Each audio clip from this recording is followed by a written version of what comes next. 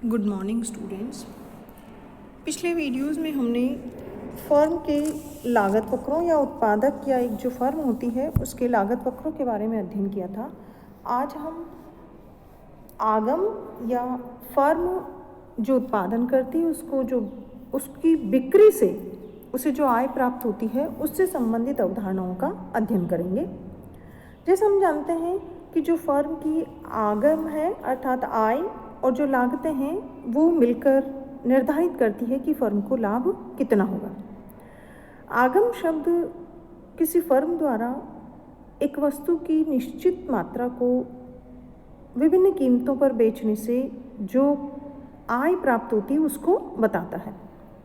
अर्थात जितना अधिक आगम होगा अर्थात जितनी अधिक जो आय होगी अन्य बातों के समान रहने पर उसके जो लाभ है तो उसके प्राप्त होने की संभावना अधिक होती है, क्योंकि जो आगम है उसमें लागत के साथ साथ लाभ भी शामिल रहता है। तो आगम से तात्पर्य अर्थात रेवेन्यू से तात्पर्य हुआ कि एक फर्म जो भी वस्तु उत्पादित करती है उसको बेचने से उसे जो आय प्राप्त होती है वह आगम कहलाती है। तो आगम से संबंधित जो विभिन्न अवधारणाएं हैं जैसे कुल आगम, औसत आगम, सीमांत आगम, वो क्या है उनके बारे में हम अध्ययन करते हैं। कुल आय का तात्पर्य, कुल आगम का तात्पर्य TR टोटल रेवेन्यू से तात्पर्य है कि एक वस्तु को दी हुई कीमत पर बेचने से फर्म को जो कुल आय प्राप्त होती है वह कुल आगम या कुल आमदनी होती है। कुल आगम वस्तु को बेची जाने वाली मात्रा, वस्तु की जो बेची जाने वाली मात्रा है उसको उसकी कीमत से गुणा कर देने पर कुल आगम प्राप्त हो जाती है। अर्थात total revenue is equal to Q into P। TR का मतलब है टोटल रेवेन्यू, Q का मतलब है जितनी हमने क्वांटिटी बेची है और P का मतलब है पर यूनिट जो प्राइस है अर्थात एक इकाई की हम कितनी कीमत देते हैं उसको यदि कुल बेची गई मात्राओं से यदि हम गुणा कर दें तो हमें कुल आय प्राप्त हो जाती है। दूसरा है औसत आय। औसत आय का तात्पर्य है कि जितनी हमने मात्रा बेची है वस्तु की बेची गई मात्रा का कुल प्राप्त धनराशि में भाग दिया जाए तो हमें औसत आय प्राप्त हो जाती है। अर्थात जो हमने TR जितनी हमने मात्राएं बेची थी उससे हमें जो आय प्राप्त हुई है उस कुल आय में हमने कितनी मात्राएं बेची उसका भाग दे दें तो हमें औसत आय प्राप्त हो जाती है।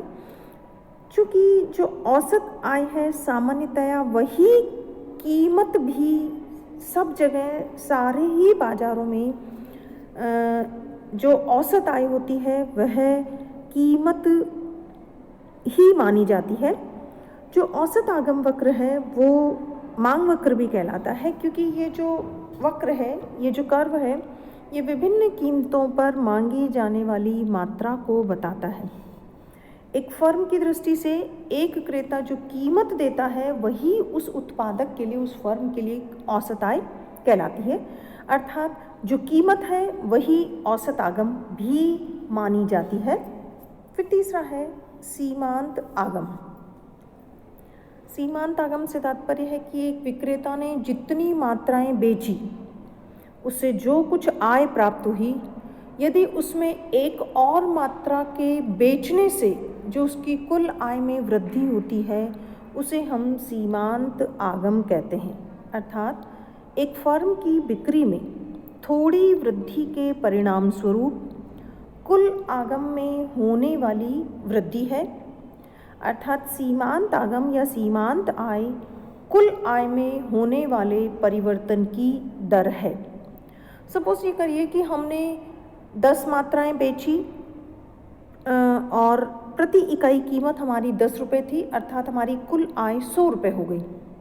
अब यदि हमने एक और मात्रा बढ़ा दी अर्थात 10 की बजाय हमने 11 इकाइयाँ बेची और प्रति इकाई कीमत हमारी 10 रुपया है तो हमारी जो कुल आय होगी वो 11 इंटू 10 का मतलब 110 हो गई। तो एक इकाई की वृद्धि करने से हमारी कुल आय में जो वृद्धि होती है अर्थात पहले TR हमारी 100 थी, अब हमारी जो टोटल रेवेन्यू है वो हमारी 110 हो गई। तो जो हमारी कुल उत्पादन में जो वृद्धि करी अर्थात 1 इकाई की वृद्धि करी और कुल आय में जो वृद्धि हुई है वो 10 के बराबर हुई है। अर्थात change in TR upon change in quantity का मतलब है 10/1 अर्थात हमारी जो सीमांत आय है वो 10 रुपये के बराबर मानी जाएगी। अर्थात सीमांत आय कुल आय में परिवर्तन की दर है। अब हम देखते हैं कि ये जो विभिन्न कर्व हैं, सीमांत आगम और औसत आगम वक्र, इनमें क्या संबंध पाया जाता है। बाजार जो है पूर्ण प्रतियोगिता में जो विक्रेता हैं वो बहुत सारे होते हैं और जो क्रेता होते हैं उनकी संख्या भी बहुत अधिक होती है। तो जो विक्रेता है वो एक जैसी वस्तुएं अर्थात समरूप वस्तुएं बेचती है। तो जब समरूप वस्तुएं बेचती है तो जो वस्तु की कीमत है वो बाजार की कुल मांग और पूर्ति की जो सापेक्षिक शक्तियां हैं उनसे निर्धारित होती है। और जो सारी फर्में हैं अर्थात उद्योग में जो कीमत निर्धारित हो गई है वो सारी फर्मों या विक्रेताओं को उस कीमत को स्वीकार करना पड़ता है। अर्थात जब समरूप वस्तुएं बेचती है तो सारी फर्मों एक जैसी वस्तुएं बेचने के कारण जो कीमत निर्धारित हुई है वह कीमत भी एक ही होगी। अर्थात जो व्यक्तिगत फर्म है, जो एक इकाई एक फर्म है, उसके लिए कीमत दी हुई होती है और वो जो कीमत दी हुई है उसी कीमत पर वह कितनी ही वस्तुएं बेच सकता है। इसलिए उसका जो सीमांत आगम और जो औसत आगम वक्र है अर्थात जो AR और MR है अर्थात एवरेज रेवेन्यू और मार्जिनल रेवेन्यू, ये दोनों बराबर होते हैं और इनका जो कर्व है वो एक सीधी पड़ी हुई रेखा के रूप में एक सरल या समानांतर x एक्सिस के समानांतर एक सीधी पड़ी हुई रेखा के रूप में पाया जाता है और यही उसकी कीमत स्तर को भी बताता है। जो कोई भी उत्पादक है, जो एक व्यक्तिगत फर्म है, वो बाजार की कीमत को प्रभावित नहीं कर सकती क्योंकि वैसी ही वस्तुएं बनाने वाले बाजार में बहुत सारे विक्रेता हैं। इसलिए यदि मान लीजिए वह अपनी कीमत कम करती है तो बहुत सारे विक्रेता उसके पास आ जाएंगे, लेकिन उसके पास जो उत्पादन है या जो वस्तुएं हैं वो कम होंगी। और दूसरा, यदि वह वस्तु की कीमत को बढ़ा दे तो जो विक्रेता है, क्योंकि उसी प्रकार की वस्तु बेचने वाले बाजार में बहुत सारे विक्रेता हैं, तो उसके विक्रेता कम हो जाएंगे अर्थात उसकी बिक्री कम हो जाएगी। इसलिए वह अपनी जो कीमत है उसमें कमी या वृद्धि करने का प्रयास जो व्यक्तिगत फर्म है वो नहीं करेगी और वह जो कीमत निर्धारित है उसी निर्धारित कीमत पर वस्तु को बेचती है अर्थात कीमत को स्वीकार करने वाली होती है फर्म और उसको निर्धारक नहीं होती। इसलिए जो उसका कर्व है, जो औसत आगम या सीमांत आगम वक्र, वो एक पड़ी हुई सरल रेखा के रूप में पाया जाता है। अर्थात जो पूर्ण प्रतियोगिता उसमें फर्म का जो मांग वक्र है वो पूर्णतया लोचदार होता है। हम इस जो टेबल है इसमें भी हम देख सकते हैं कि उत्पादक जो है या जो फर्म है वो अपनी जो मात्रा उत्पादन की इकाइयाँ बेचती जा रही है उसकी कुल आय में तो वृद्धि हो रही है, लेकिन उसकी जो औसत आय है और जो सीमांत आय है वो दोनों बराबर है। उसकी औसत आय उसकी कीमत है अर्थात वह कीमत या औसत आय और जो उसकी सीमांत आय है वो दोनों बराबर है अर्थात वो एक पड़ी हुई रेखा के रूप में पाए जाते हैं। अर्थात उत्पादन के प्रत्येक स्तर पर उसकी जो औसत आय है और वो जो सीमांत आय है वो स्थिर है अर्थात 20 रुपये के बराबर वो स्थिर रहते हैं।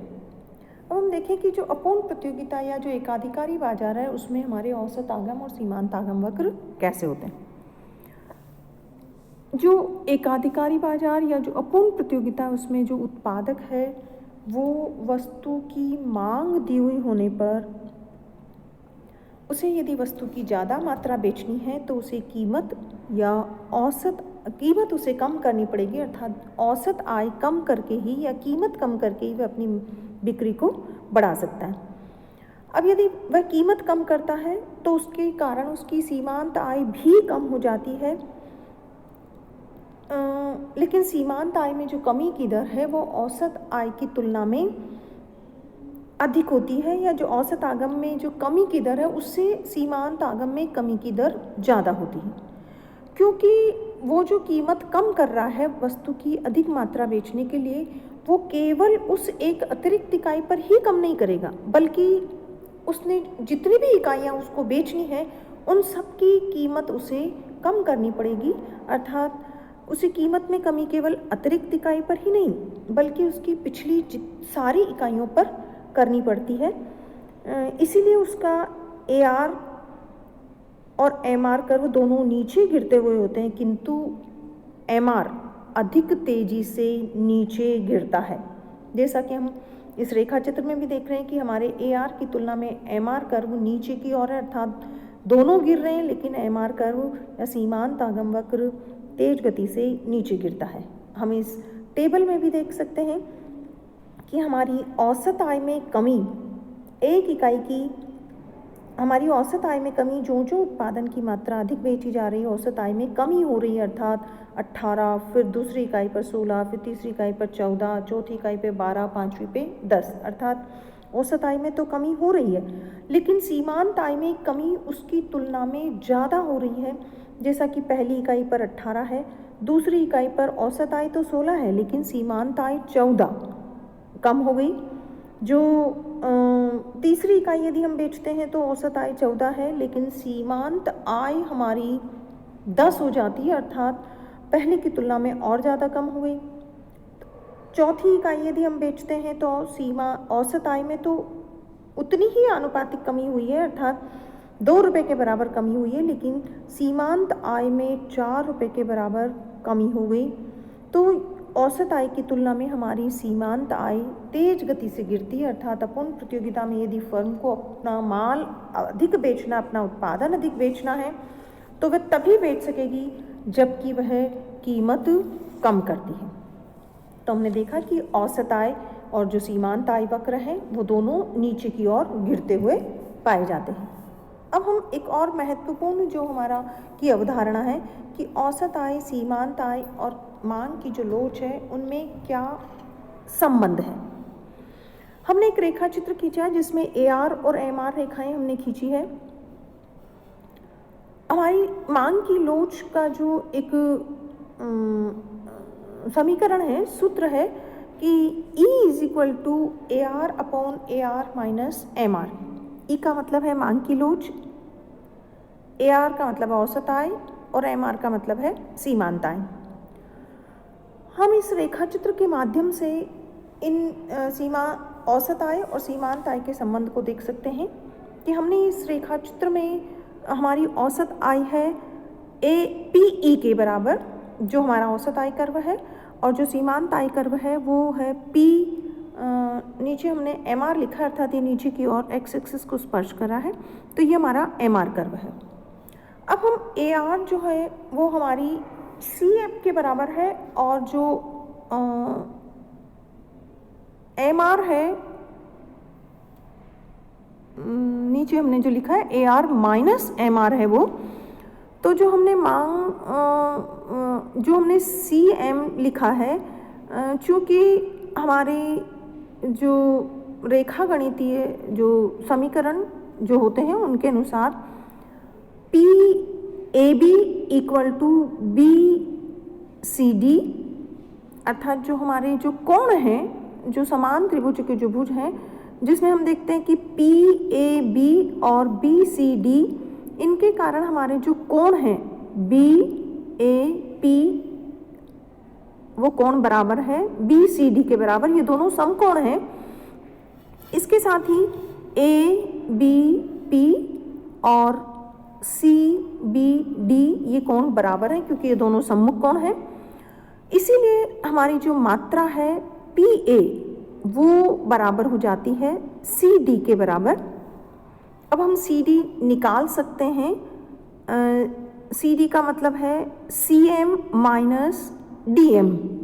तो जैसा मांग की लोच में हम लिख सकते हैं CM = AR और DM का मतलब है MR। जैसा कि हमने इस समीकरण में बताया है, हमारा जो समीकरण है वो E = A/A - M है। इसको हम सॉल्व करते हैं, तो यदि हमें औसत आय ज्ञात करनी है तो हम लिख सकते हैं इसको सॉल्व करके कि E A minus E M equal to A. हमने जो ए जो हमारा राइट साइड है उसको हम लेफ्ट साइड लेके आए, तो E A minus A equal to E M. और इस समीकरण को सॉल्व करने पर हमारा जो ए आर आता है वो ए आर है बराबर एम इंटू ई अपॉन ई माइनस वन। और यदि हमें सीमांत आगम ज्ञात करना है तो सीमांत आगम को भी हम जो हमारा फॉर्मूला है E equal to A upon A minus M के माध्यम से हम इसको ज्ञात कर सकते हैं। E into A minus M equal to A, E A minus E M equal to A. हमने ई ए जो क्वांटिटी है उसको हमने राइट साइड लिया है, तो E M equal to E A minus A हो गया।